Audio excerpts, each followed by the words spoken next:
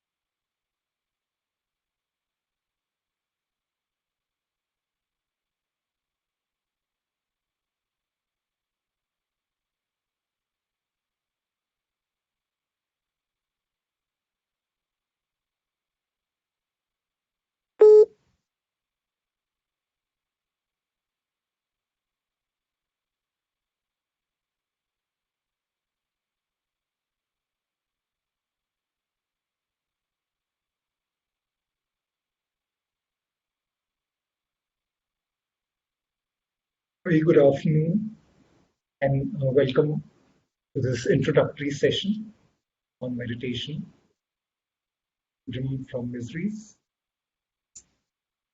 I would once again request everyone to kindly make sure that your mic is muted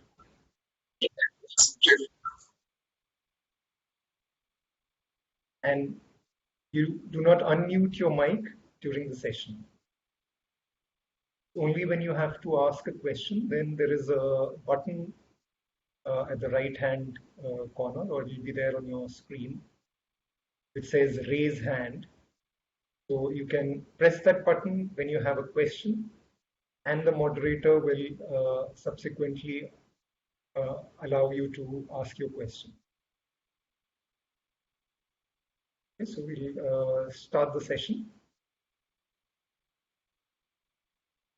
with a quote from our teacher, Sri Satyanarayan Goenkaji, and it goes in Hindi, and I'll repeat it in English as well. हर हरकत के मूल में कारण सच्चा देख, हर हरकत के मूल में कारण सच्चा देख, बिन कारण संसार में पत्ता हिले ना एक. Behind every event in this creation, look at the real reason. Because without a reason, not even a leaf moves this universe. Not even a leaf moves without a reason in this creation. And constantly throughout our lives, we are looking for reasons for whatever is happening or otherwise in our lives, happening or not happening as the case might be, as per our desire, outside. We are looking for reasons outside us rather than within us. We are waiting for somebody else to change, somebody we do not like very much, somebody's habits are objectionable to us or undesirable, and we feel if that person changes X, Y, Z habits of his or hers, life will be so much better, so much more peaceful, so much happier. Or even at an extreme, we might think that if those X, Y, Z people in my life were to just go away from my life, life would be better. Life would be so much happier. On the contrary, we might want the company of some people who are not there in my life, maybe not in the immediate vicinity, maybe they're in a different location, different country, different continent, or who've gone out of my life, and I'm craving for those people back in my life. What else? What else is the cause of our miseries? Where things that we desire to happen do not happen. All that we want in life to happen does not happen as per our wishes. And more often than not, if you just step back and look at life, more often than not, things happen which we do not like, which we do not desire, which we don't want. And a very good example is this pandemic around us. It's happening. It's been unfolding since the past 4-5 months. We are not very comfortable with that because we cannot control it, cannot change it.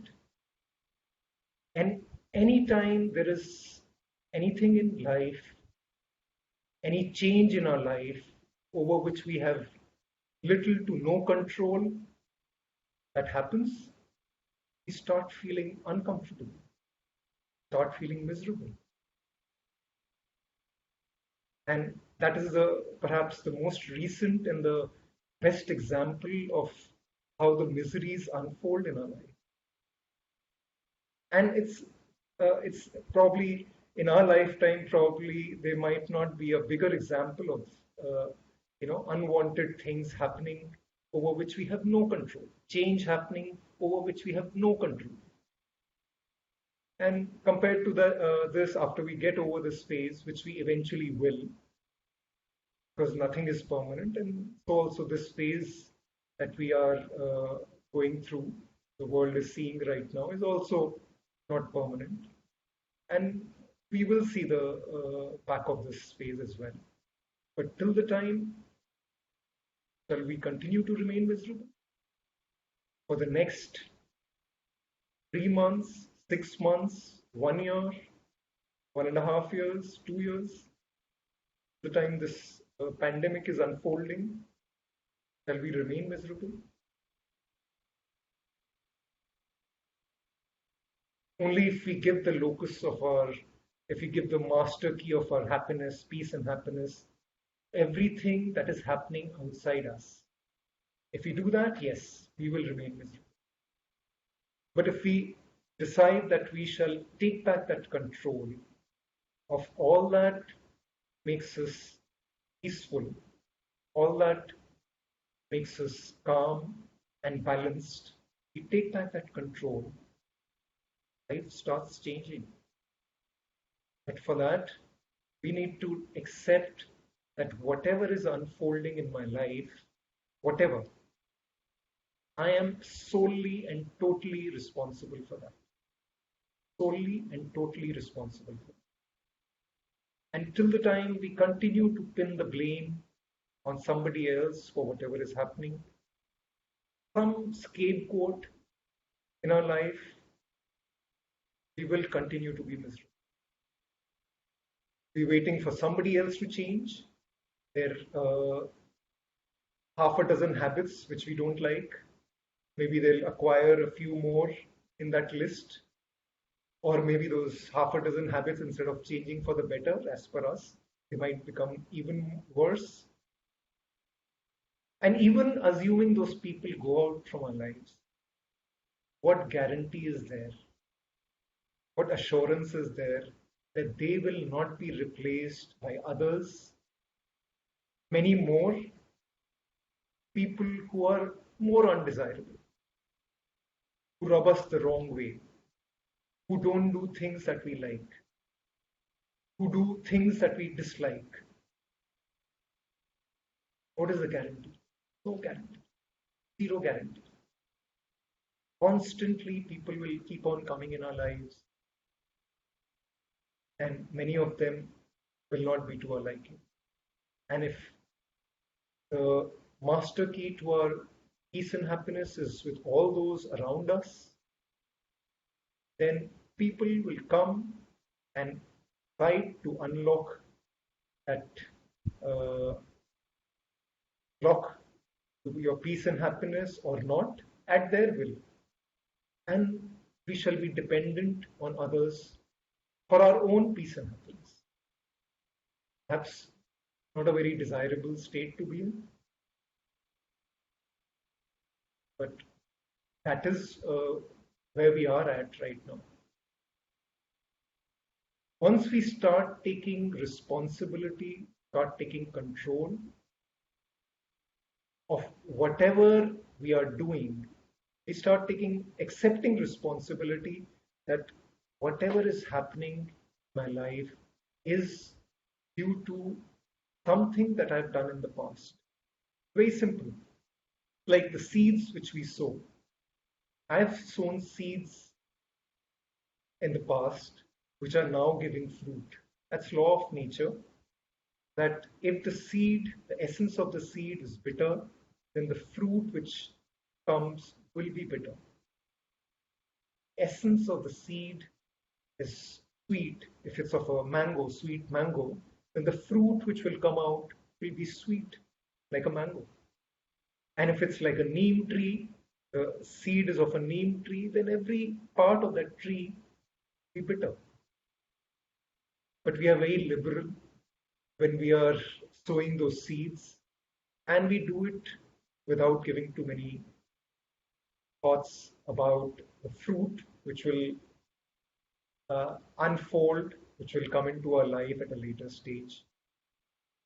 And when it does, and we have to eat it because we don't have a choice, we will have to eat that fruit, then we become miserable. If it's bitter, especially,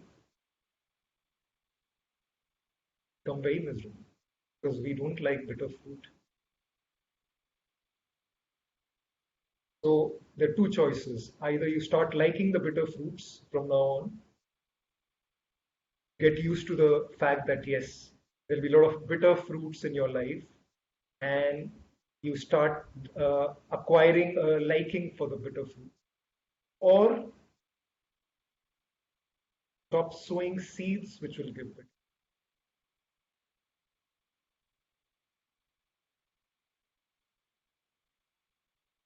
So, which of the two options do you think is easier to do? Acquiring a taste for bitter fruits and uh, enjoying them whenever they come up in life, or of course they will because of the past seeds that we've sown. Or, I'm sorry, you'll have to raise your hand before you speak, because there'll be a lot of people speaking together.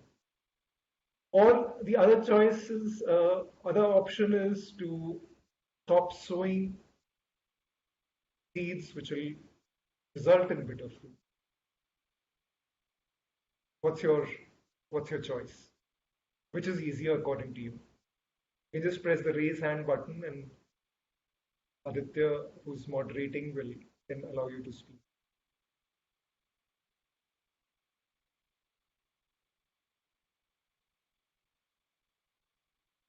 Okay, I guess to me, it would be to start the process of avoiding sowing any more seeds which will give bitter fruits. And let's understand what are the seeds that we sow which give bitter fruits. What are the so-called defilements which give rise to the miseries in our life, which all of us, all human beings are endowed in with liberal doses. These defilements, of course, the ratios and the intensities vary from one individual to the other. What are these defilements? Anger, fear, hatred, jealousy, ego.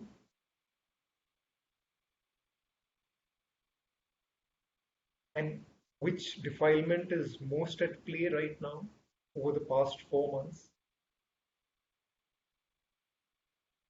Perhaps fear, most at play, fear,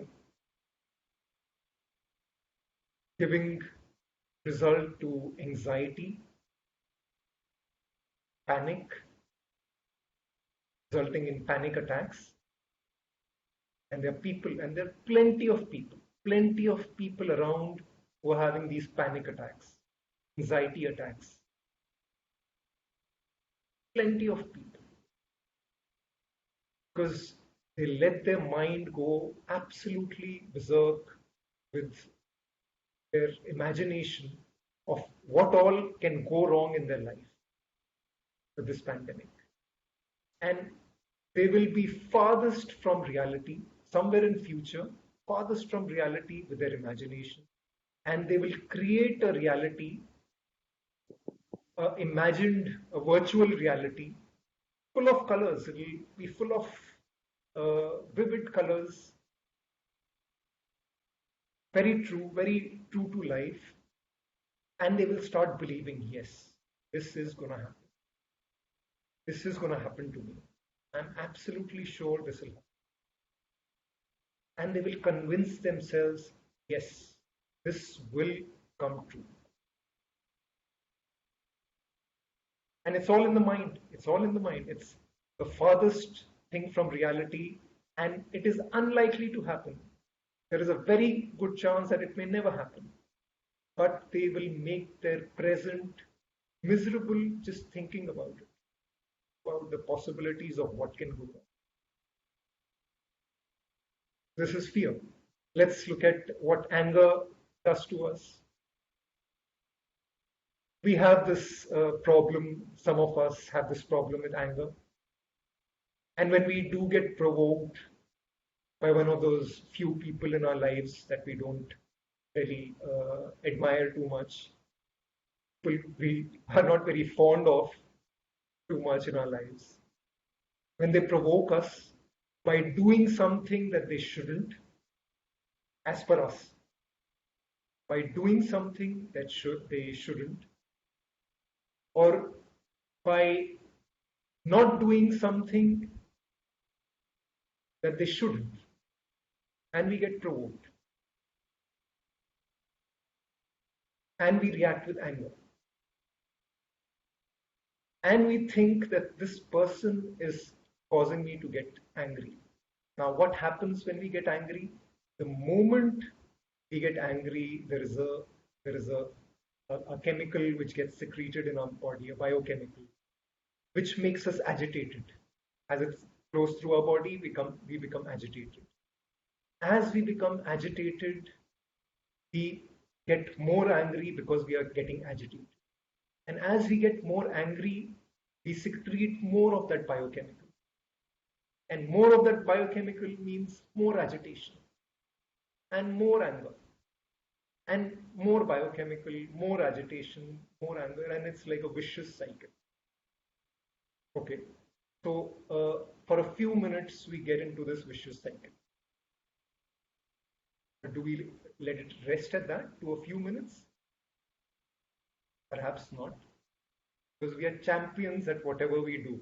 We once we decide to do something, we will continue to do it relentlessly as far as these defilements are concerned. So what do? We hold on to that anger. Now, not all of us, some of us. Sometimes we hold on to that anger for a few hours, or perhaps a few days, or better still, for a few months, or even if you're really strong-willed, then you might just decide not to let go of that anger for a few years. Requires a very strong will. No? Somebody did something to hurt you when you were younger, maybe 10 years, 12 years, 15 years, 20 years. And this is 50 years or 40 years or 30 years back. And you've never forgiven that person. Whenever you think about that incident, it makes you angry, it makes you agitated, and you hate that person for what that person said to you or did to you. And you hate that person and you relive that experience again of that miserable instance which happened in the first place, maybe 20 years back, 30 years back, 40 years back. And you tell yourself that spiteful person, terrible person, that monster, I'll never forgive that person. I'll never forgive that person throughout my life. I will never do that. Who are you hurting? If you don't forgive that person, if you keep that hatred, that anger against that person within you, who are you hurting? Who are you harming? Nobody else but yourself. Nobody else but yourself. The longer you hold on to that anger, that hatred, that animosity, the more it will burn you. It's like holding on to hot burning coals. You're holding on to these hot coals. You're burning with them, but you're refusing to let go of them. Refusing to let go. And they'll continue to burn. Continue to burn. But we will not forget. We will not forgive. You don't. Who loses? You do. Nobody else. And if you let go, you liberate yourself from that misery caused by that one incident or series of those incidents which might have occurred in your life, which you are holding on to, firmly etched in your mind, holding on to them, not letting go. Entirely our choice. Entirely our choice. What we would like to do. Hold on to our miseries or let go. It's like many of you would remember the times in the 70s or even in the 80s, and occasionally now these are antique pieces, those gramophones, where we had that black platter which used to have music, and we put it very carefully on the turntable. And then that turntable would go round and around, and we would very gently keep that needle on top of that platter, and it would read the music and play the music. That's how, that was, I think, before the audio cassettes came in. It was, I'm sure many of you used it extensively in your younger days. And that's how music was played. And occasionally the needle of that gramophone would get stuck on one track of that record. One track. And it would keep on playing that same track again and again and again. Any similarity with what we do in our life? Any similarity with this analogy and what our mind does in our life with certain incidents? Does it ring a bell? Does the needle of the mind occasionally get stuck like that needle of that gramophone? Gets stuck on one track that keeps on thinking about it, keeps on thinking about the same thing over and over and over again. How could that person? How could that person? And we'll keep on replaying that record in our mind again. How could that person do that or not do that? And that record will continue to play. If we are very fortunate, it'll just play for a few minutes and we'll get over it, maybe for a few hours. But if we are less fortunate, more determined, then it'll go on for a few weeks, for a few months. And of course, if our determination is even stronger, then it can go on for a few years, perhaps a lifetime. And that misery stays with us for a lifetime. All here, all here. All because we decided that we will not let go. And that toxicity builds up inside. All these negativities generate a lot of toxicity. A lot of toxicity. And increasingly, medical science has started accepting and increasingly discovering that many of the ailments, physical ailments, are psychosomatic, meaning that they are caused, their roots are in the mind. The mind gets diseased, the mind gets into some kind of trouble, mind gets unhealthy, and it results in the physical body getting unhealthy or diseased. And this applies to some of the cancers which they have discovered so far that are also caused due to the toxicity of negativity in our mind, in our existence. Toxicity. And we are absolutely oblivious of it, absolutely blissfully oblivious of it. And we continue to indulge in this super active mind of ours. We've given it a full license to roam at will, and we allow it to go millions of miles as it wants, and we have little to no control over it. Little to no control.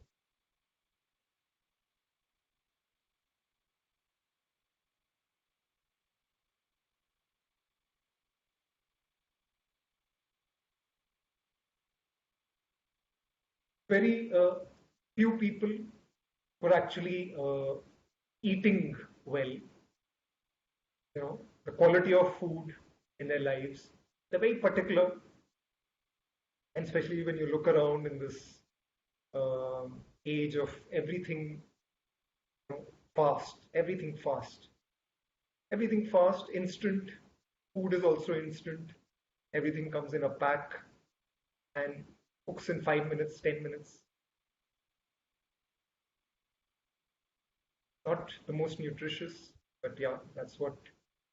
So very few people actually have good, nutritious food on a regular basis. Healthy food, fresh food on a regular basis. And of course, have it the right way, which is even more important. Most of us, 5 minutes and we are done with the meal.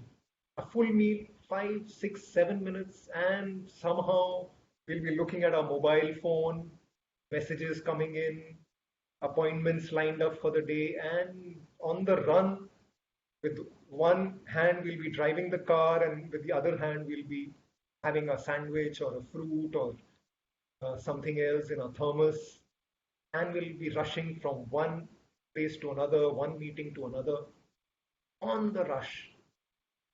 And that's how we are having our food mindlessly.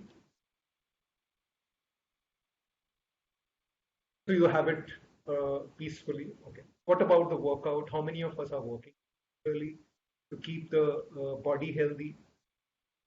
Very small percentage, maybe 20%, 30% of the population, giving it a good regular workout on a daily basis, or at least 5 days a week, 6 days a week.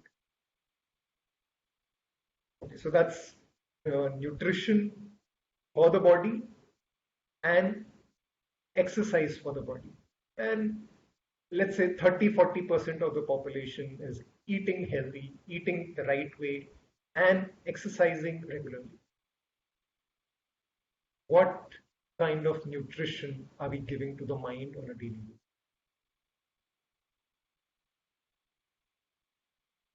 Healthy? We giving it healthy thoughts, wholesome thoughts on a daily basis? Will be healthy for it. Each one has to reach their own conclusion after stepping back and thinking about it and understanding that most of our ailments are psychosomatic. Most of them. Most of the ailments in our life, psychosomatic. And that means the roots lie in the mind. So what kind of nutrition are we giving it every day? We actually think about it. How many actually think about it? And with the same regularity as we put food in our body twice a day or thrice a day, do we give positive nutrition, wholesome nutrition to the mind? How many of us?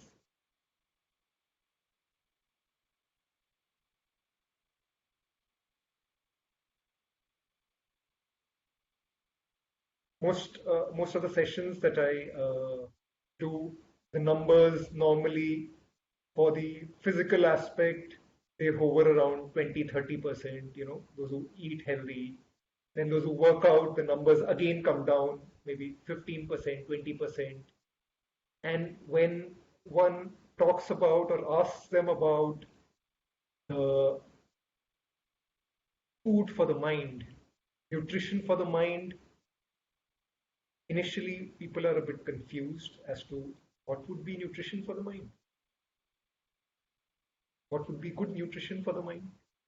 So many are quite confused because they've not really given it a good thought, in spite of the fact that mind plays a stellar role in our life in deciding how we are living life, our own mind. And we are absolutely oblivious of the role it plays, or largely, most of us are. So that's as far as the nutrition of the mind is concerned, nutrition for the mind is concerned. And what kind of workout do we give to the mind every day, which will make it strong? Because a weak mind will succumb to any storm, any pressures that we face in life. And we are human beings. Storms will come in our lives repeatedly, repeatedly. Pressures will be there in our life repeatedly. They will be there in our life again and again. And if our mind is not strong enough, then we will succumb. The mind will succumb. And how are we making it stronger? How many of us are making it stronger? When this question is asked in sessions like this, then that number of respondents comes down to barely 5% or so. And largely the answers are the same as per them for the previous question, which is what is the nutrition that you're giving the mind. Let's hear, at this point, let's hear some answers from you, all those who would like to share. What is the nutrition that you give to your mind on a daily basis, as regularly as you give food to your body, 2 to 3 times, or normally 3 times a day is what most of us have, but because there are many others who like to believe that nutrition should be given more and more often, so maybe 5 times or 4 times or 3 big meals and another 2, 3 more tidbits here and there. So let's hear your thoughts. There's some messages on chat. I'm sorry. Is it not very audible? Can somebody give me a?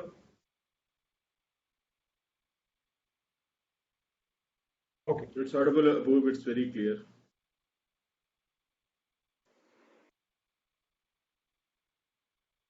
I think it'll be Apurva, better. It's better now? Apurva, Yeah, as it is, Apurva, as it is, it was coming loud and clear. Okay, it'll be better now. Yeah, it'll be louder and clearer now. I think in the process of starting on time, which we didn't, we were late by a minute.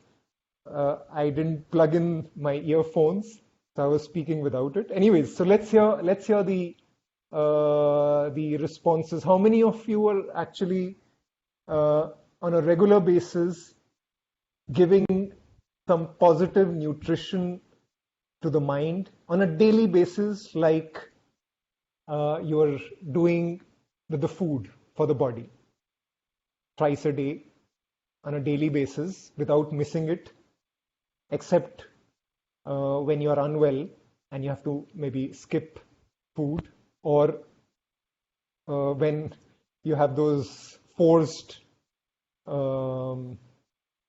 days where it's Karwa Chauth or something where you have to force to miss a meal. So that apart, can anyone remember the last time they were so busy that they forgot to have a meal?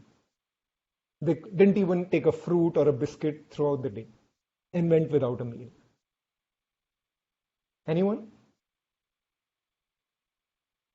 Doesn't happen. At least on the run, we can take a fruit and have it, or grab something else which you can have on the run. So any thoughts about which you would like to share about what is a positive nutrition that you have been giving before you came to this session on a daily basis with the same amount of regularity as you do for your body? And you can unmute your mic and speak, or you can type in your response in the chat.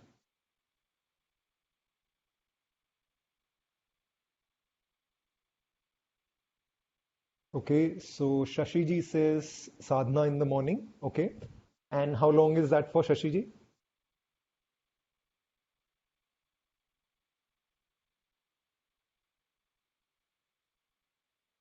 Yeah, please have the Let's hear the responses. 1 hour, very nice. Anyone else?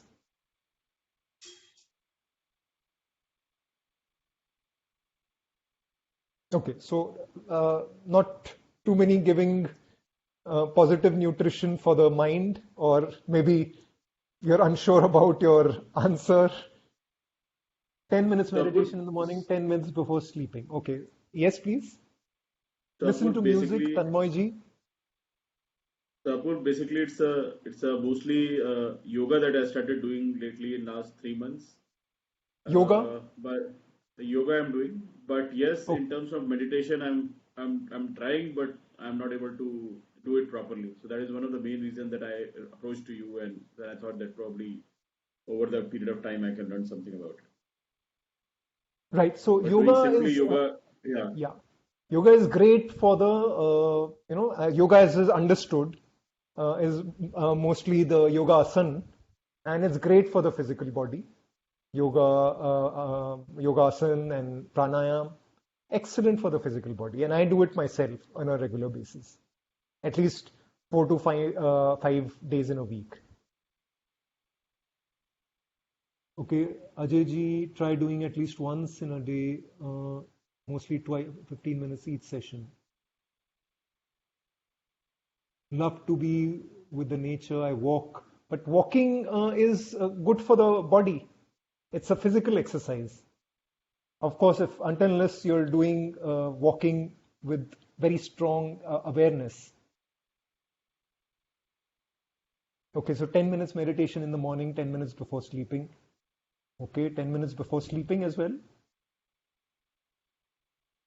Meditation makes you alert, and when you go to sleep, then you're supposed to be relaxed and in a state where you're ready to actually go to sleep. And if you do it immediately before sleeping, Puja. might just make you more alert. Anyways, if it's working for you, then it's fine. Okay, so what is the workout that anyone is giving for the mind on a regular basis? Like many of you shared walking, yoga, gymming for the physical body. What about the workout for the mind to make it strong? Anyone doing that? Apurva, may I speak? Yes, I listen to soft music. Okay. Yes, Parthoji? In fact, your question I'm trying to fathom for the last few minutes, and I have not been able to find out what is the food for my mind, which I would like to feed my mind. But what would it really be? If you could throw some light on it, perhaps definitely myself and some of the other participants can also Sure. contribute as to what they are doing.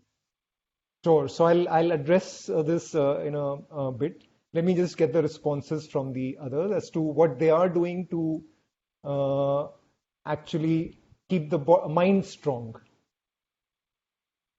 Hello Yes, Can I speak मैं Malaji. Yes. मैं पूजा करती हूँ 1 घंटा सुबह meditation के पहले Okay. and before that half an hour yoga. Okay. Then the meditation part is there. Okay. Then my regular routine work I'll start. All right. Okay. So Archana ji does Vipassana meditation 10 minutes a day. So in Vipassana, you're supposed to practice for at least 1 hour. Somebody said attending program. Okay. And Sudarshan Kriya followed by meditation. Okay. Teaching in the government schools. So that's okay. So that's Shashiji's Shashiji's positive nutrition for the mind. Okay. It can be very, very gratifying. profession of teaching and the medical profession. And I firmly believe that all the doctors and all the teachers, educators are in a blessed profession, if only they see it that way, where they're actually having the possibility and the opportunity to add value to somebody's life and get paid for it.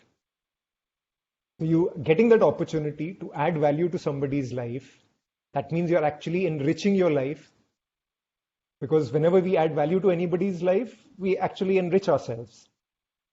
And we are getting paid for it also. If you're a doctor or a educator, a teacher, then you're getting paid for it because that's your profession.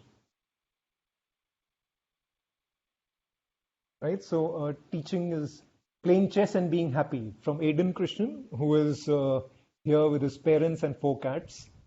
And he is 9 years old. Okay. Anyone else? Can we do puja along with meditation? Some people say it shouldn't be mixed. Is it true? So you don't have to quit anything. You don't have to force yourself to quit anything. If you're doing puja for a number of years, just because you want to do meditation, you don't have to quit that if you don't want to. Before I got into Vipassana, I was doing puja and I used to light the jyot twice a day without fail for I think almost 9-10 years, and I didn't stop. So I did my first retreat in 96, and it's only in the year 2000, March of 2000, after almost 3.5 years, that automatically, after I had started getting established in the meditation practice, then the thought came to my mind that it's like I'm riding 2 horses simultaneously. And this is the path for me. I've got so much from the meditation, so much.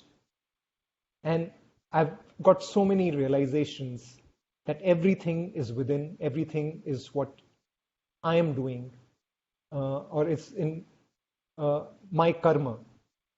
That was absolutely abundantly clear.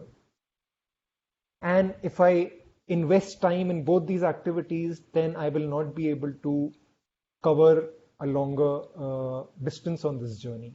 And this thought came to me very organically by itself. Nobody came and told me that, hey, if you want to make progress on this meditation journey, you have to stop doing your puja. Nobody came and told me. Even if somebody would have come and told me, then perhaps I would have resisted. I would have said, no, I will not stop. Such is the human mind. And when that thought came to me by itself, then very gently, the very next day, I just discontinued with my puja. My Isht is still there in my temple. My wife still does puja part, etc. I join the family whenever there are any occasions, whether it's a havan or a puja. I sit with them. I don't have any. I go to a temple. I'll go to a church. I'll go to a mosque, a gurdwara. I don't have any issues, and I'll just go and I'll do my meditation wherever I go. Because that's the beauty of this technique. You can just carry the tools of the technique are with you, and you can experience the energy wherever you go. So I think a slightly long answer to your question, Ajayji, but this is I have responded based on my experience. They shouldn't be mixed in the sense that if you're doing any kind of chanting in the puja, etc., and you start mixing that chanting or that rites, rituals with your meditation, especially the meditation which we shall be practicing or which we do, that would be inappropriate. Because what we practice is absolutely a pure technique. Paripunnam parisuddham. Paripunnam parisuddham. It's absolutely complete. Paripunnam. Absolutely complete. You don't need to add anything to it to complete it. And parisuddham, absolutely pure. You don't need to take away anything from it to purify it. And when people start adding, subtracting from the technique, somebody thinks, oh, I was earlier doing this meditation technique. If I add this along with this meditation, perhaps I'll get double the benefit. It will not. It will not give you any benefit which this technique can offer you. Because it's a pure technique which leads to samma samadhi, pure concentration, without any external aid, nothing, no man-made vibration, nothing. So we'll just practice, go straight into the practice. There's some question. Hello. I'll just take this. I think Archana Basu ma'am had a question, and she had I raised her want hand. Yeah, okay, to I ask missed that. something. Archana ji, yeah, could you please guide Yeah. me why I could not concentrate for a long time? Okay, so I don't know what technique you were following. So were you following a technique of Vipassana? Then Yeah. I will, okay. So have you done a 10-day retreat? Actually, I attended for 10 days. Okay, so then right now we will be talking about part of it, which is Anapan Sati. So I'll address that right now, and maybe later on if you join our When session I there. start meditating, can you hear me, please? I can hear you clearly. Archana ji, I would request When I you start to. meditating, I think so many things. I can't concentrate. So many Right. things come to my mind. I try to avoid thinking, but I could not. Right. So in today's session, the focus is only on part of the Vipassana technique, which is Anapan Sati, which you would have done. So we will maybe on a separate interaction, we'll address questions about, we'll have this discussion. But about Anapan Sati, once we practice, and then we can take up any further questions. Okay? Okay. So Thank you. there you could take it up. So I've got two guests waiting, the guests of honor for today. One is Colonel Wangchuk, and other is Manish ji, who's a senior army officer whose complete rank and name I will not share because of operational reasons. So I would like to bring them in as well. Let me introduce them to you before we go in for the 10-minute meditation so that you meet them. And then we will do a 10-minute meditation, Anapan Sati.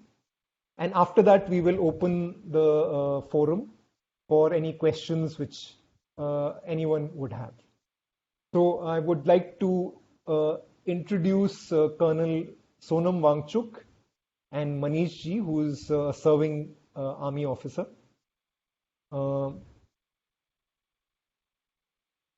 Aditya, if you can just put them up and pin them here. Okay, so that's Colonel Sonam Wangchuk. Welcome, Colonel Wangchuk.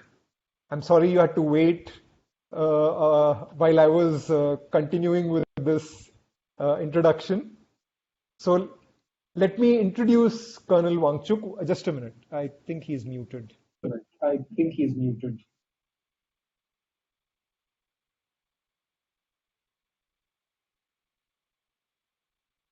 Yeah. Colonel Wangchuk. Good evening, Apurva and everybody. Jai Hind. And thank you so much for joining this session. It's a privilege to have you in this session with us. Thank you, Apurva ji. Thank you, Apurva ji. Good evening, all present. A brief introduction about Colonel Sonam Wangchuk. Colonel Sonam Wangchuk got the MAHAVIR Chakra for his exemplary bravery during the Kargil War.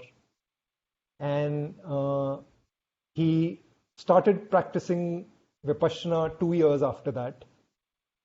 This is in the year 2001, if I remember correctly. And You're right. In this interaction, subsequently, we'll request Colonel Wangchuk to share some of the experiences that he had while he was serving in the army because of his practice of meditation. And we are privileged and honored to have you in this event on this Independence Day especially. Thank you for taking out your time and joining us. Thank you, Apurvaji. Let me also bring in Manish ji. Aditya, can you see Manish ji?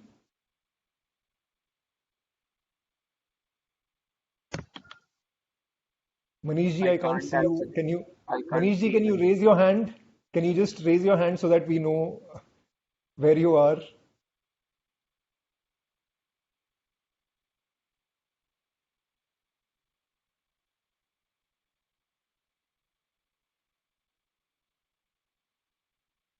Okay, so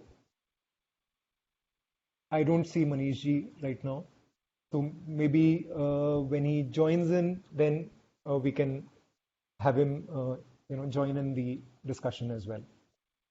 So, Colonel Wangchuk, before we engage in the interaction with you and get an insight about some of the amazing experiences that you've had while you were in uniform, shall we have everyone practice 10 minutes of the Anapan, and then we can open up the forum for Q&A? Shall we do Right, that? Apurvaji. Okay. Bilkul. Thank you. So if anyone would like to take just a minute, 2 minutes break, you could do that. We'll now be doing a 10-minute meditation. This is part of the technique of Vipassana. It's called Anapan-sati. An means incoming breath. Apan means outgoing breath. Sati means awareness. So awareness of the incoming and outgoing breath is Anapan-sati. It's a Pali word, and the instructions will be in the voice of our teacher, Sri Satyanarayan Goenkaji.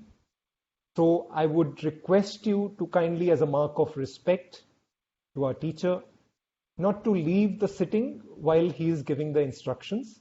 So before we start, if you would like to just take a break, maybe visit the washroom or do anything, if you have to do anything, then we can just wait for 2 minutes or so, and then subsequently we could start.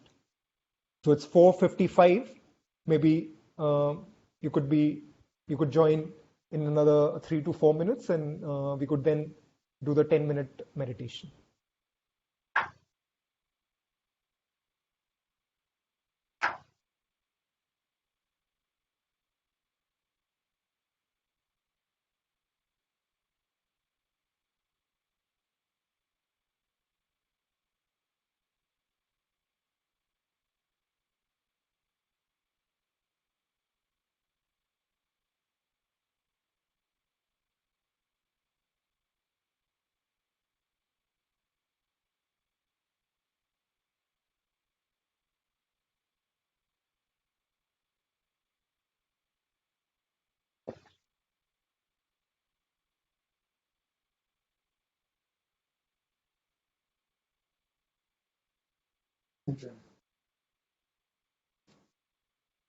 Apurvaji, can you hear me? I can. Shruti here. Yeah. Apurvaji, did you not go live on Facebook? Because I've checked now, I think 10 to 15 times. You're not live on Facebook. I am just trying to log I in messaged Anna as well. as. Okay, now it's gone live on Facebook. Okay, I'll go and check then. I'll let you know. Should I message you? Yeah, I'll just check. check. I'll let you know right now.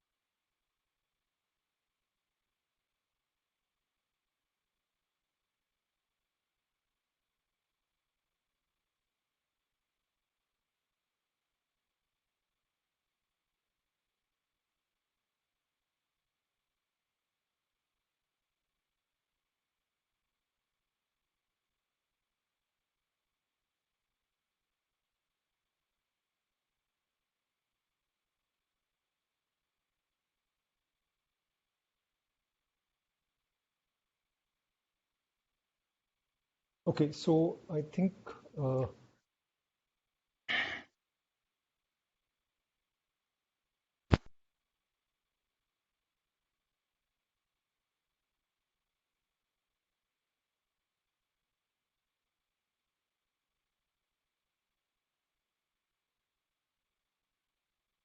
Apurva ji, just before you start, Yeah.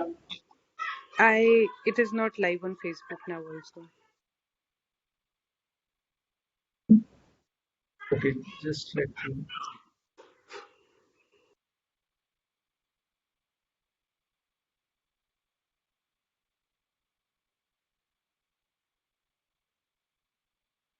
Okay, see now, Shruti. I think it's, yeah. Now it should be there. Okay, I'll check again.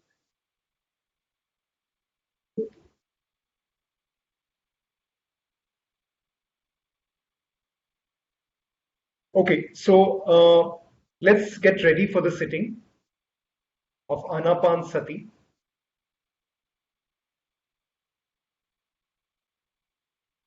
Remain absolutely still for the next 10 minutes as much as you can.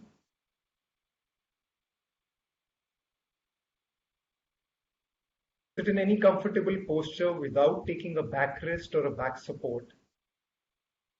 All those who wear spectacles will take off your spectacles.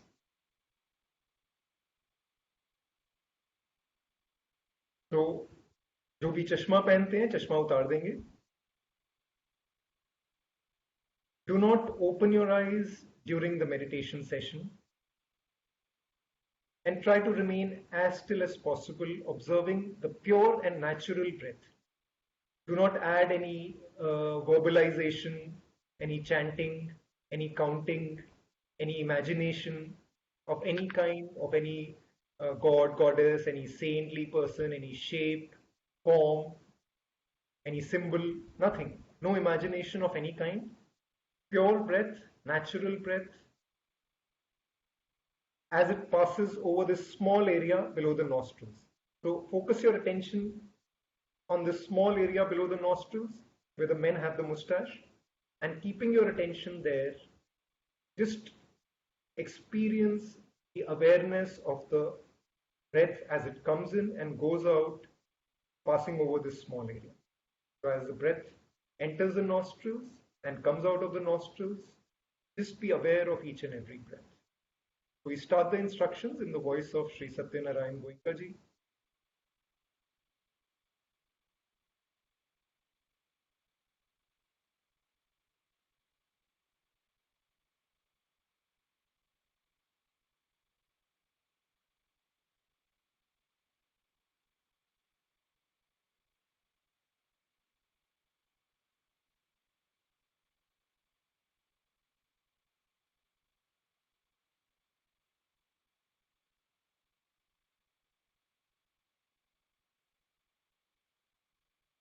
Now let us practice Anapana for about 10 minutes.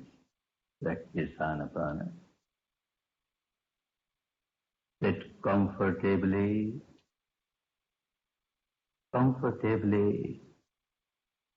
in any posture that suits you. Keep your back and your neck straight. Keep your eyes gently closed. Those who wear spectacles should take off their spectacles during meditation period.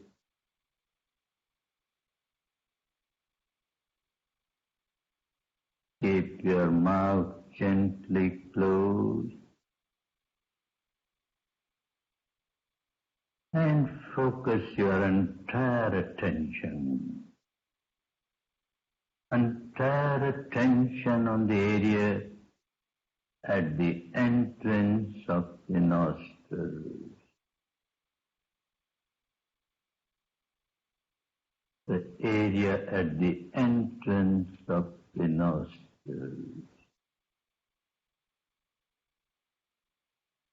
and remain aware. Remain aware of every breath coming in, every breath going out. Natural breath, normal breath, as it is, as it is. If it is long, it is long. If it is short, it is short. Passing to left nostril. Passing to right nostril. Or through both the nostrils. Just remain aware to nothing.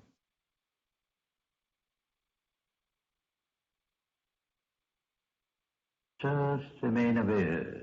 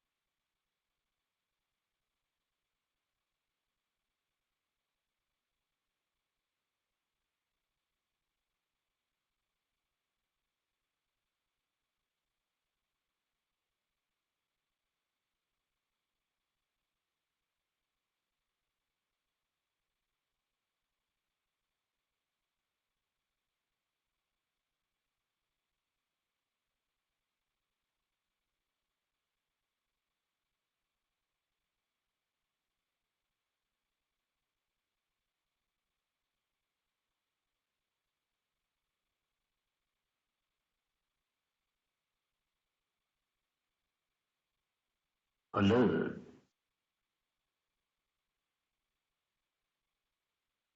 attentive,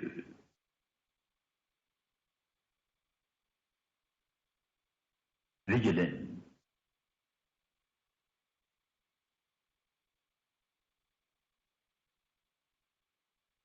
remain alert, attentive, vigilant,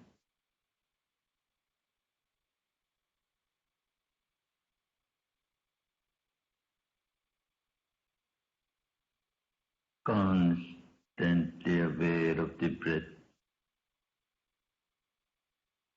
the incoming breath, the outgoing breath,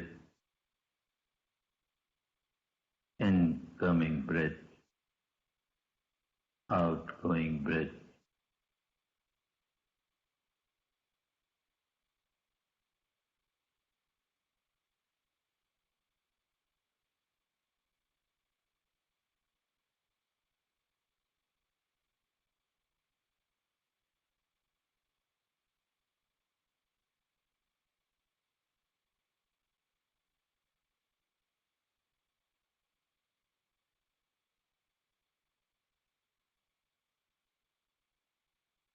Keep your attention steadfastly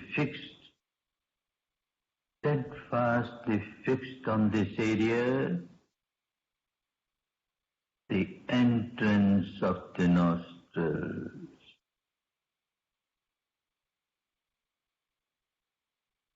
Like a gatekeeper,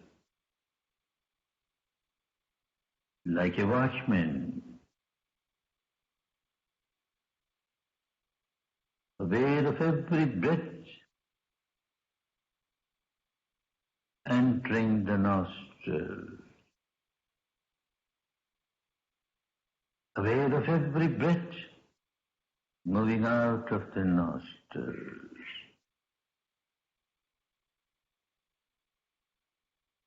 Alert, attentive, vigilant.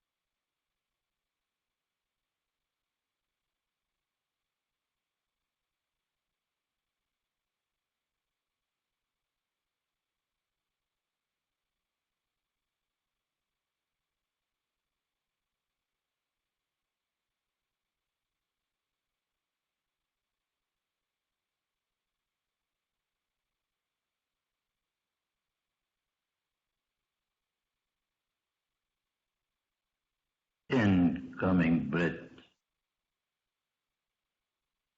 outgoing breath,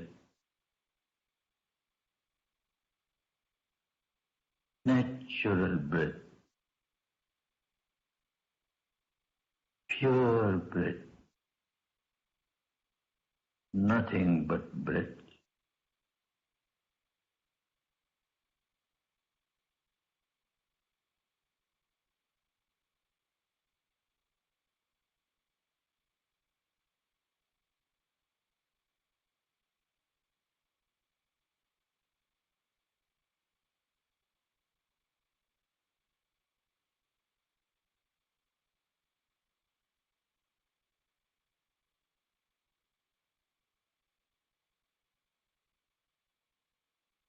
Bhavatu sabba mangalam, bhavatu sabba mangalam, bhavatu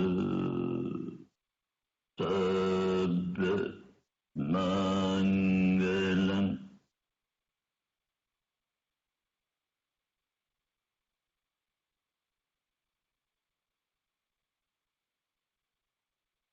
Good, good. Be happy, be happy, be happy.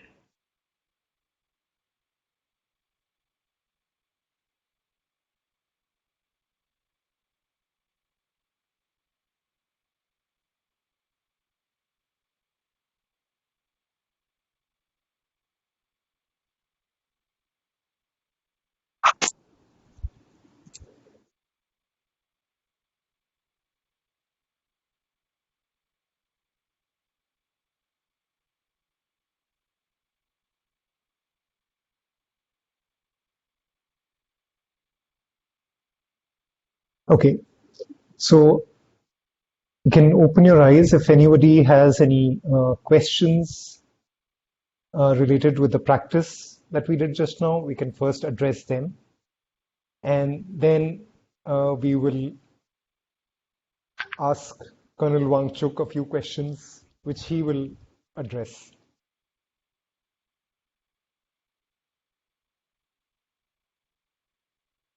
So, Apur, my question to you, to Colonel Wangchuk, is that one thing I find very difficult is to concentrate.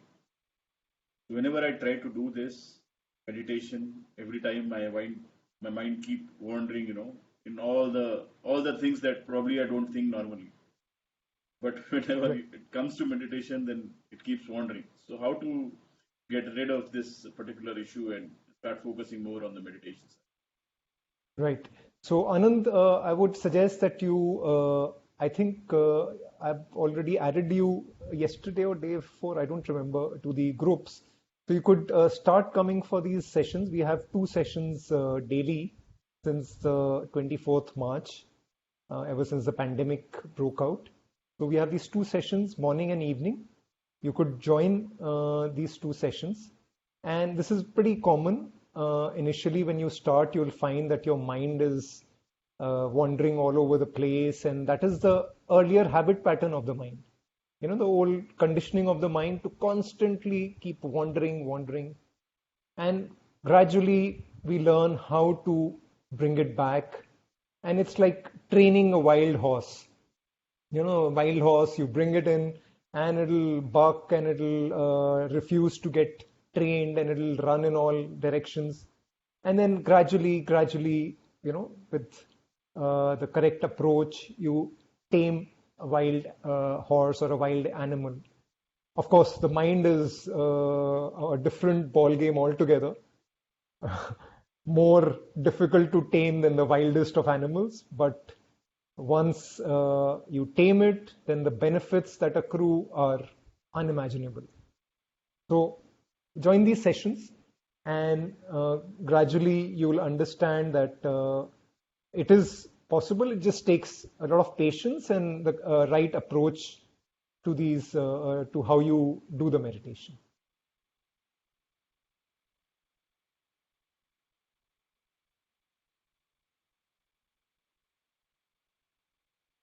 Okay, so the timings for these sessions and the joining process, that will be displayed in the end.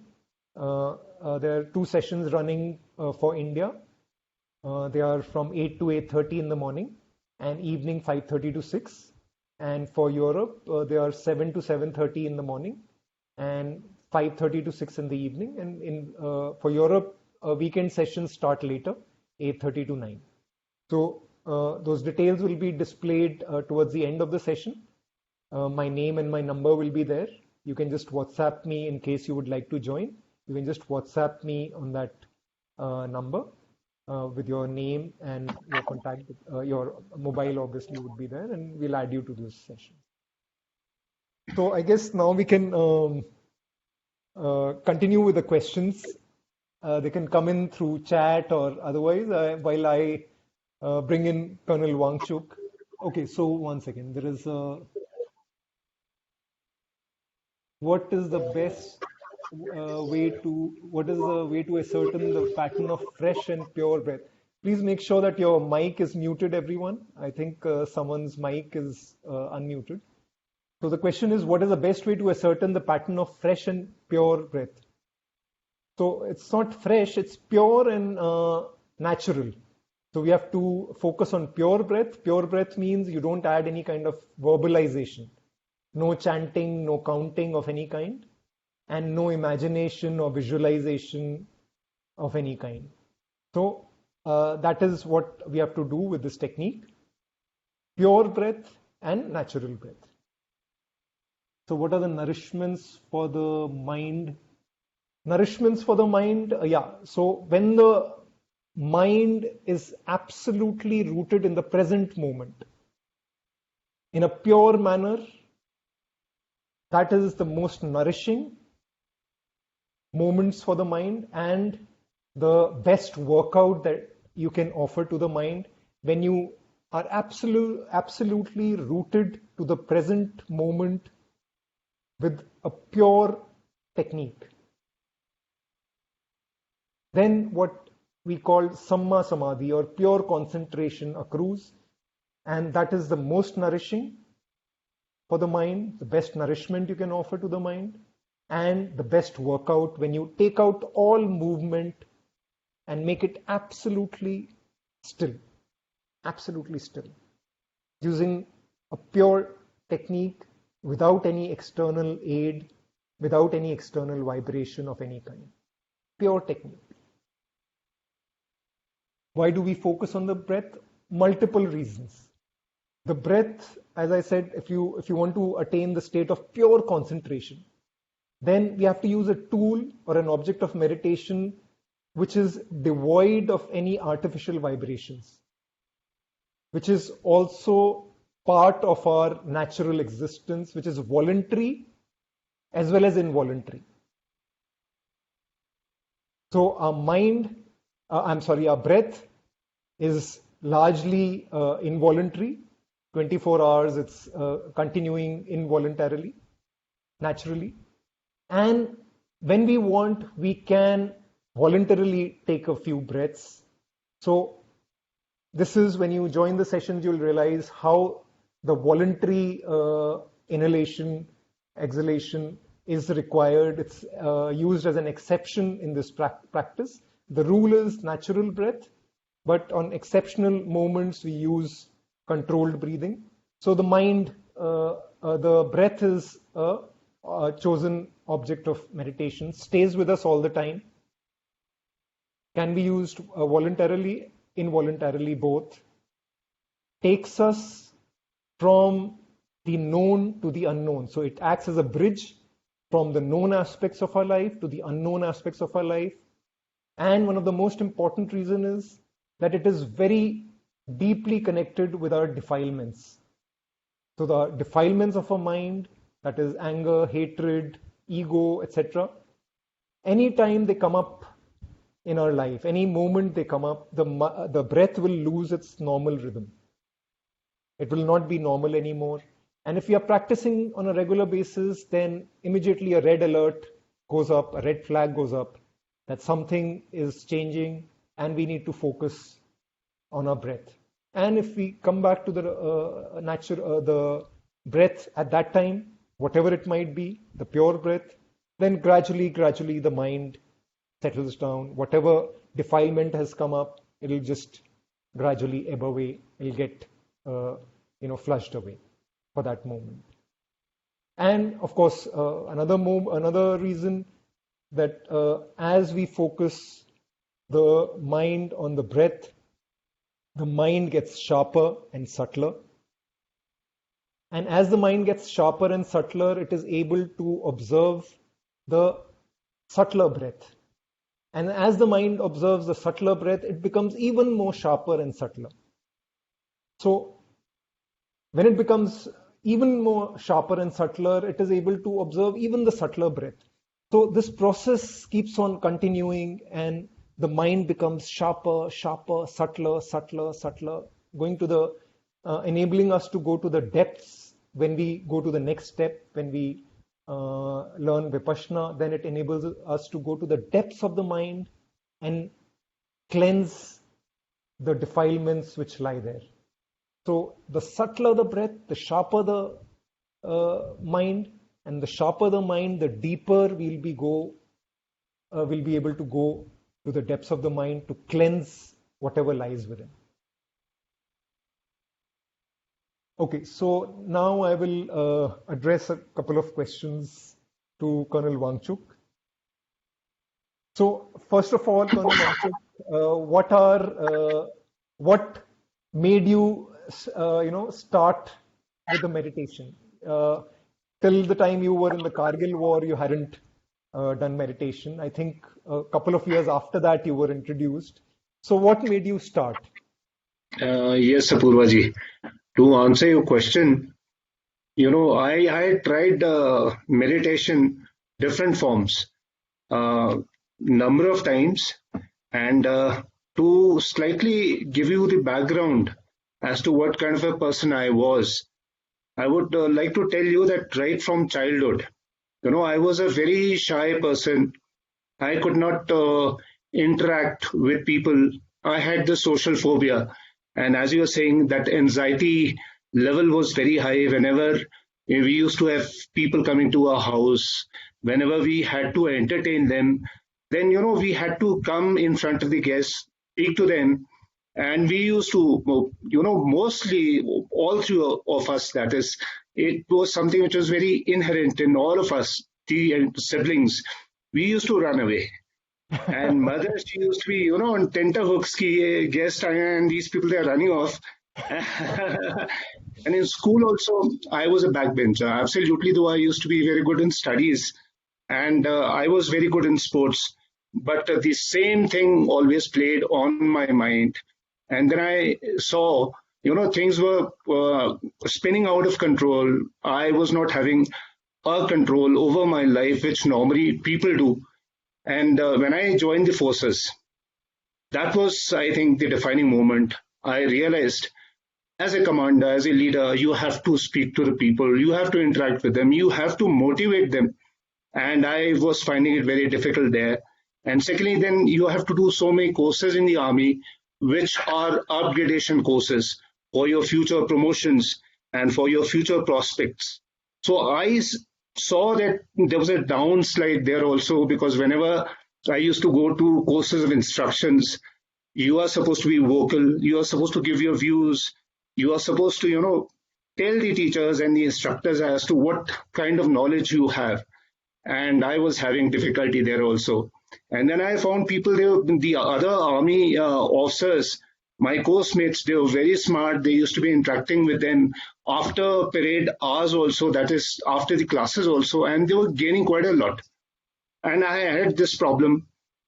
And then Kargil happened. The only good thing was that I had a passion for sports. I had a passion for physical fitness, which saw me through the entire, disappointing phase of my life, I would say.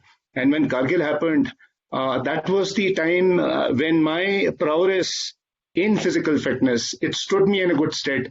I could lead my boys to, garner success for the country. But then the problem of, this social phobia, it still continued. And I was, at one time, I was posted as instructor in IMA. And IMA, naturally, when you're facing the gentlemen cadets, the first day, again, I suffered this panic attack. And as an instructor and as a gallantry awardee, officer with that sort of a caliber and seniority, I was absolutely mobilized.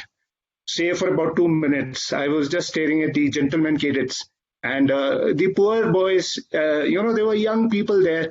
They were in absolute consternation, I could make out. They didn't know what to say, how to react. And then, lastly, I could gather my wits. I had prepared the entire script, got it out of my pocket, and thereafter I could read it through. The session was about 40 minutes. And then I knew, then naturally, as an instructor, I'll have to go through this entire, rigmarole day after day. And I realized I have to do something about it. And that was the time I think my prayers were answered. My auntie came and she had just done a course in Vipassana from Dehradun, where I was posted. And she told me the, tremendous benefits of Vipassana and the way, it generally transforms you, the kind of peace it gives you, mental peace. I realized, I really have to go for it. I want it. And it was a requirement for me. And then I applied for the course. I got the course and I did a 10 days course. And that was, transforming. Thereafter, then there was no looking back. I used to sit for meditation at least 1 hour a day. At times I used to do 2 hours also. And the practice continued. And then I could see a perceptible change in my behavior, in my conduct. Whenever I used to be speaking in front of the people, I saw a change. And today, as you can see, there's not much of an anxiety when I'm talking to the gathering or the audience here. Yeah, so, thank you. Yeah, so I'm sorry, people might have thought me pretty rude. I was laughing, but I was laughing at the, at the ironical or the kind of transformation, because some of you might not be aware that now, since the past many years, Colonel Wangchuk gets invited to address students in institutes across North India and beyond. And he is, constantly interviewed by TV channels. There is a documentary on his exploits by the name of Lion of Ladakh on YouTube. So he's like a mini celebrity. And when one hears about this instance where he froze in front of the IMA cadets for 2 minutes, it's, it just boggles the mind how that transformation took place. So, and And that's what really, I find more enamoring about his personality, that many others would have tried to brush this, part of their life under the carpet. But such is the humility of Colonel Wangchuk that he shares this without any kind of regret or anything, because it would motivate countless others to probably overcome this fear, this phobia, with hearing his example.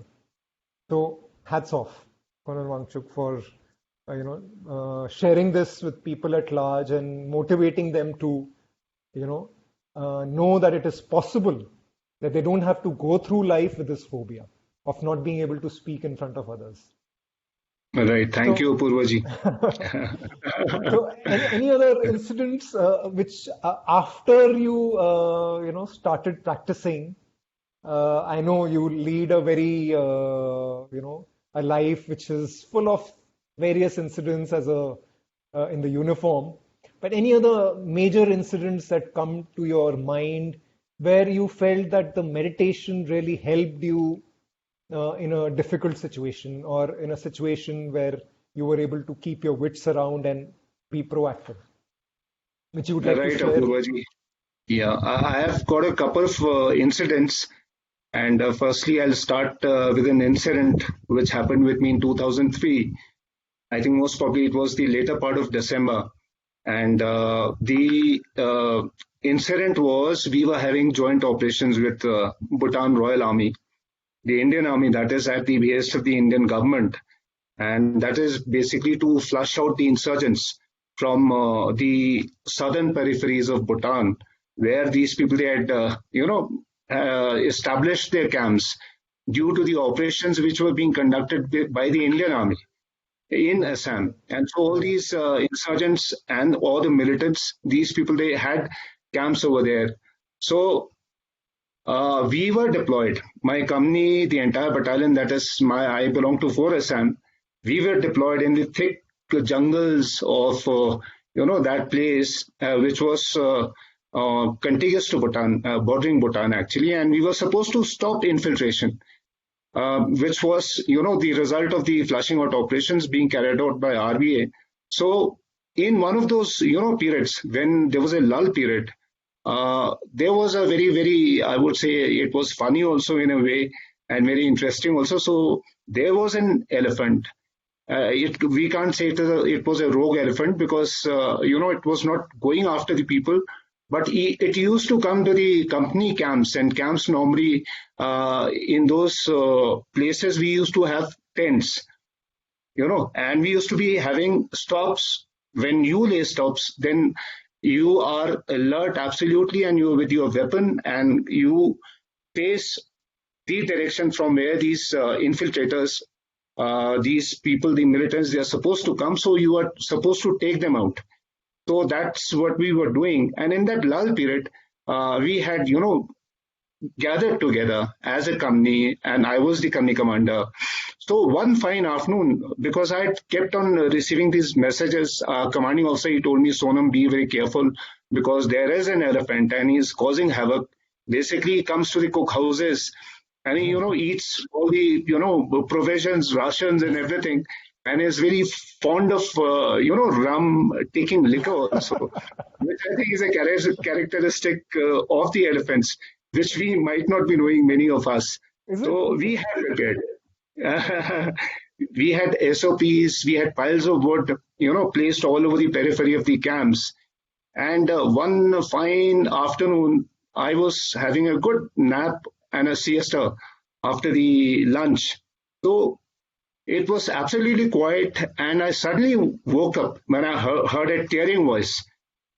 And I was, suddenly woken up. I was in a daze, actually. It was a deep slumber I had gone into. And as a reaction, I got out of my tent. And as, initially, instantly, I saw in front, maybe around 10 meters or so, there was a huge elephant.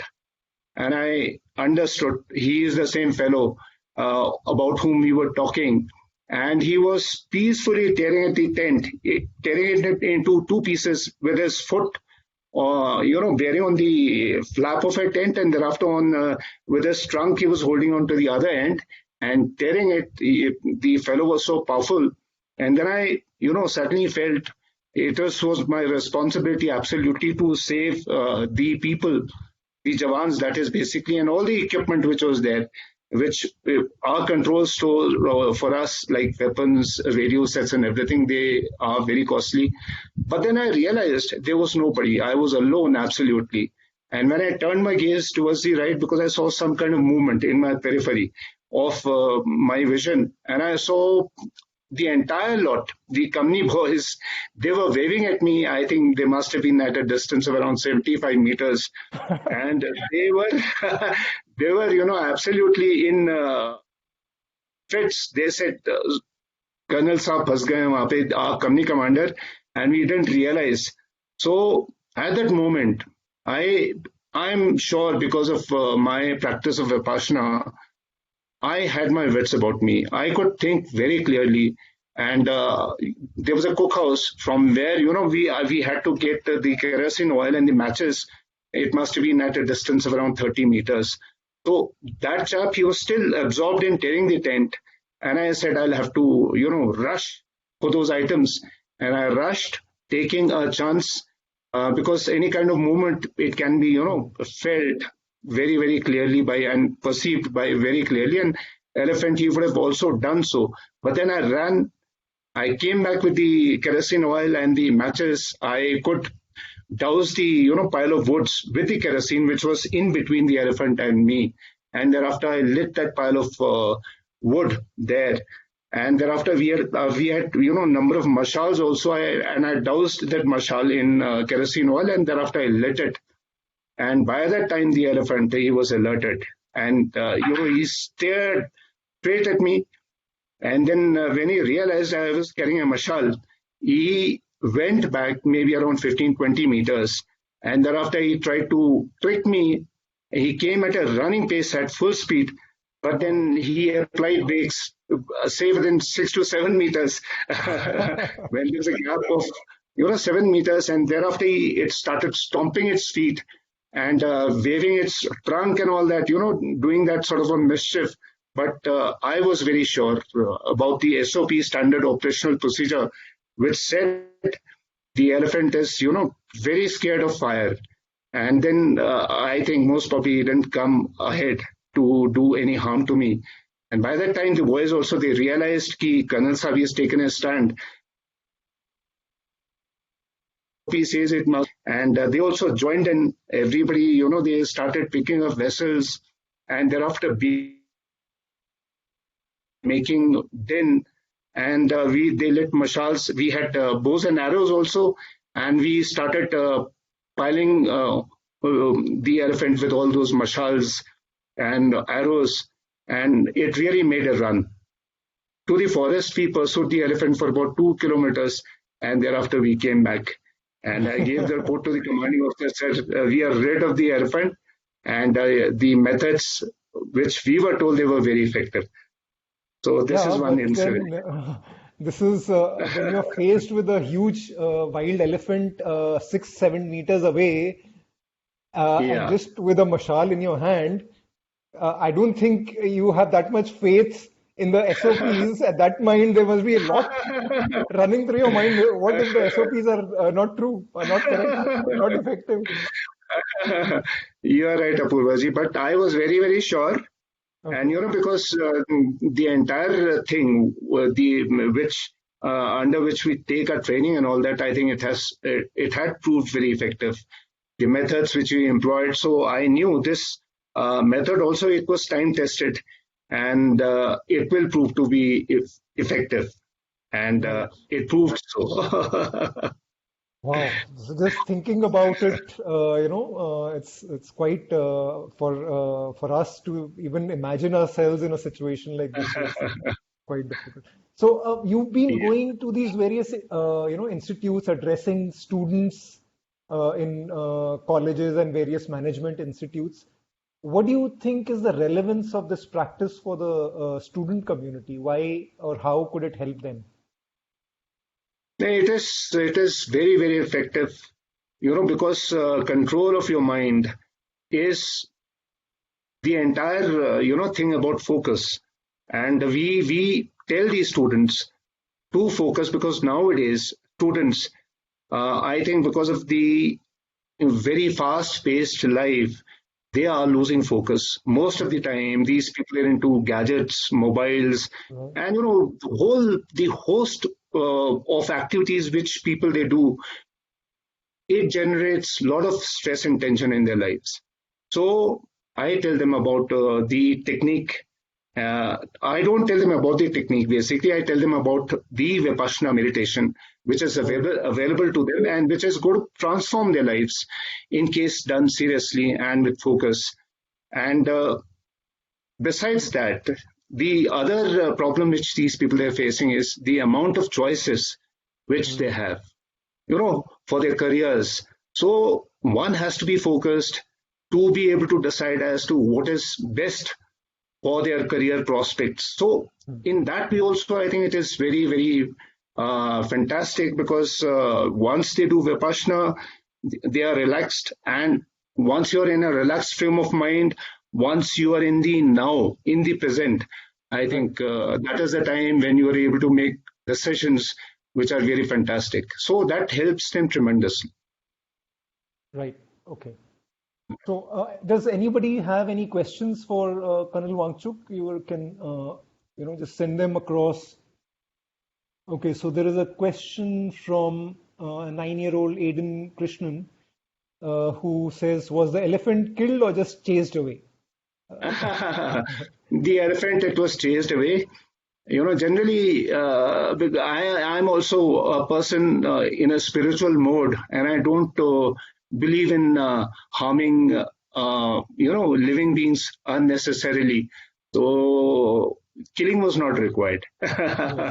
Only scaring him away, and we had, this method, and it was very effective in scaring it away. So that had done the job. Okay, Eden. So the elephant was just chased away. The arrows were not the pointed arrows, which you might be thinking. The arrows were mashals wrapped up with kerosene and shot towards the elephant so that they would fall around him. And because they're scared of the fire, he would just retreat into the forest. So it wasn't the pointed arrows which would hurt him.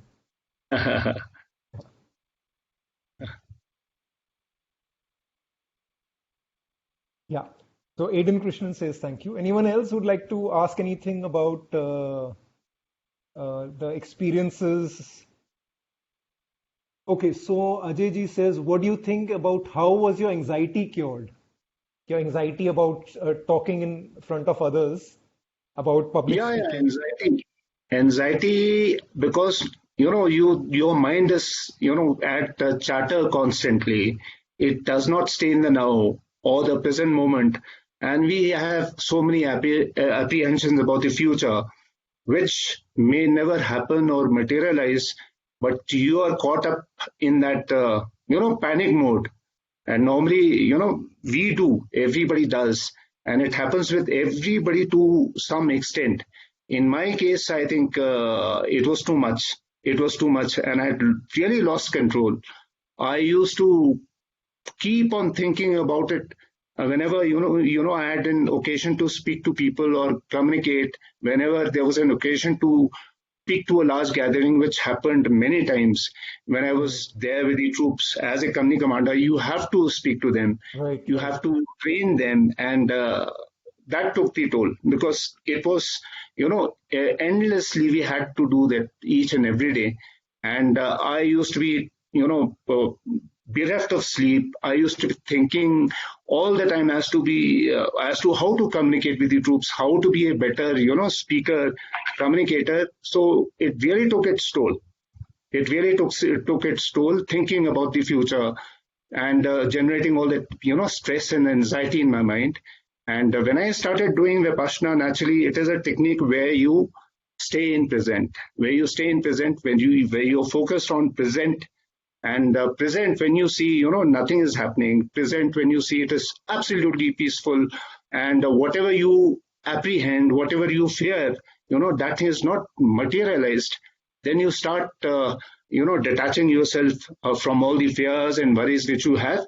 And it does you good, a whole lot of good. And that is what happened to me. I started staying in the present. It became a practice with me.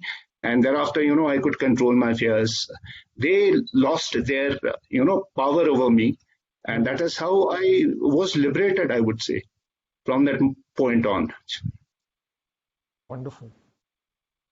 Thank you.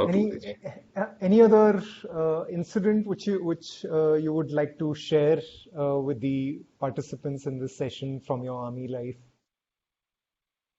Of course, if anybody else has any other question, they are also free to ask. I have a question, Apurva, for Colonel Wangchuk.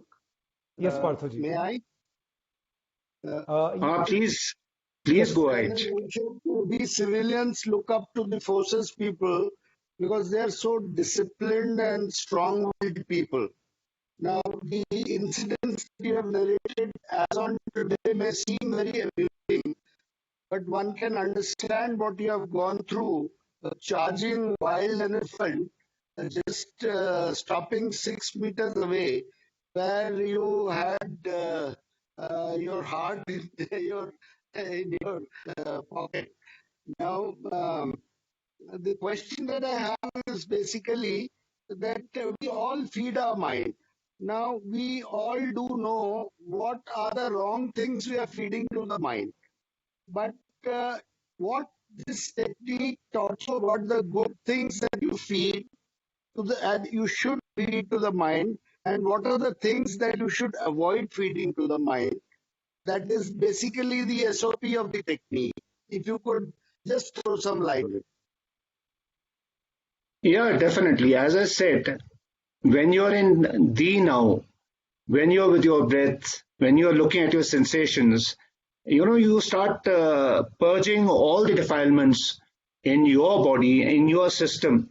And I think it's not a matter of, a few years or maybe, a few decades, but it is a lifetime of defilement or even, lives of defilement. Yeah. You would have gathered all those defilements and impurities in so many, successive lives after lives. So that I think definitely takes time. And when you know what are the defilements, and when you know the technique, and when you have faith in the technique, I think that is the time when you sit down and thereafter you start purging yourself. And it's a process. It's a continuous process. The benefits may not be very apparent, but it is there. It is there. You may not realize it, but then you are supposed to do that evaluation. Practice. You are supposed to see as to what is the kind of progress which you would have made in your daily life, in your conduct, in your behavior, to keep a reality check. And I think that is very important. And secondly, as Guruji always says, when you practice both the sides, the theory and the practice, it has to be balanced. It has got to hand in hand. And Vipassana or Guruji's teachings, they are absolutely clear as to what are the good things which are supposed to be fed to the mind and what are the impurities which you must stay away from which you must guard your mind. So things are absolutely clear. In case you're clear about the theory, I think you will be able to imbibe it in your day-to-day life also. And, the practice of Anapana and Vipassana empowers you to have that sort of a focus. Right. Thank you. Thank you, Colonel Wangchuk. Thank you, Apurvaji. Okay, so anyone else? What is a defilement? Ajayji. What is a defilement? Defilements are, I think, the various defilements as we had discussed earlier, like anger, fear, hatred, jealousy, ego. Jealousy. So those are the various defilements, and wherein this context, the the anxiety of public speaking. It's the fear, the defilement of It's fear, which manifests itself in the form of anxiety, and it can freeze you. Now, somebody similar in that situation, elephant is charging at you, a wild elephant is charging at you, you can just freeze out of fear, because the fear can just freeze you into inaction. And if you have overcome that fear, then you can be proactive, which is what we constantly talk about in the sessions and related with the practice. So this is my understanding. If you'd like to add anything, Colonel Wangchuk. You have made it absolutely clear. Nothing more to add, Apurvaji. Okay, thank you. You're always so humble, and that's so. And his entire family, I've been interacting with them for the past almost 4 years. All of them so humble, and that is the most endearing quality. He's like Colonel Wangchuk, especially, is like a celebrity. And over the past 3 months, many of you would have seen him in various channels, etc. And nothing, no airs, nothing's absolutely grounded, absolutely humble. It's such a joy. Thank you. Let me reiterate, it's such a joy to interact with you whenever we do. Thank you, Apurvaji. So we've got, it's 5:50. So maybe if there's another incident which you could share, we've got time for one more incident from your uniform days, which you would like to share, Yeah, I have an incident, and it was again, post Vipassana. When I started doing Vipassana, it was in the initial days, and that happened when I was posted to Dehradun as instructor in IMA after the Kargil episode. Because once the Kargil episode happened, then I think most probably the army headquarters felt I was, in that grade where I could be an example for the gentlemen cadets, irrespective of the results of my previous, courses which I'd done in the army. And I was told specifically कि जितने भी पाप तुमने किए हैं उससे पहले कि वो सारे धुल गए हैं, and now I think you can face the aspirant army officers there in the academy. So I was posted there, and I think most probably it was in 2003 when this incident happened. I'd gone to IMA in 2001. Okay. And it was in 2002 actually, because the tenure is for 2 years only. So 2000 I was posted in IMA. 2002 I got posted out. So we were actually carrying out navigation exercise wherein you are supposed to find your way in difficult terrains to reach the target or your mission wherever you are. So we were conducting classes, and the classes, they were being conducted on a Nala bank, which was absolutely dry. It was a seasonal Nala, and there were no indications of any kind of flooding taking place or any water coming there. So I think most probably the clouds were building up in the mountains, which we could not espy or appreciate. And while the students, they were on the banks. There were several of them who were down there on the bed actually. So I didn't realize that time, and all of a sudden the Nala started getting inundated. There was a muddy water, and it was swirling absolutely, and it started passing by us. And then suddenly, to my consternation, I see 2 gentlemen cadets, floating in that Nala. And I looked around, and suddenly I realized I was the senior-most officer there, and it was absolutely my responsibility to do something about it. So without thinking much, because I saw the others, the